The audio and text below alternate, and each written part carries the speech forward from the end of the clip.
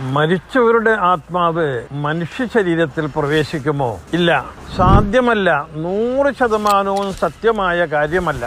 അങ്ങനെ അടുത്ത കാലത്ത് ജീവിച്ചിരുന്ന ചിലർ ചെയ്തിരുന്നല്ലോ. അതിനെപ്പറ്റി അന്വേഷിച്ചപ്പോൾ ചെറിയ AP ഉസ്താദ് പറഞ്ഞത് മുംകിനാണ് എന്നാണ്. മജീദ് ഉസ്താദിന്റെ ഗ്രന്ഥത്തിലും ഇങ്ങനെ വന്നിട്ടുണ്ട്. നമ്മുടെ അഭിപ്രായം 100% റൂഹ് മറ്റൊരു ശരീരത്തിൽ പ്രവേശിക്കുകയില്ലെന്ന് തന്നെയാണ്. ഇതിനെ എല്ലാം പരിഗണിച്ച് മുംകിൻ എന്ന് പറഞ്ഞതിൽ പിടിച്ചു തൂങ്ങി ചിന്തിക്കാത്തത് പറഞ്ഞു പരത്തി പിന്നാലെ കൂടുന്നത് അവരിൽ ഇല്ലാത്ത എന്തോ ഒന്ന് നമ്മളുടെ അടുക്കൽ ഉണ്ട് എന്നത് അവർ മനസ്സിലാക്കിയത് കൊണ്ടാണ്. ആളുകളെ ചവിട്ടിക്കൂട്ടുന്നവരാണവർ.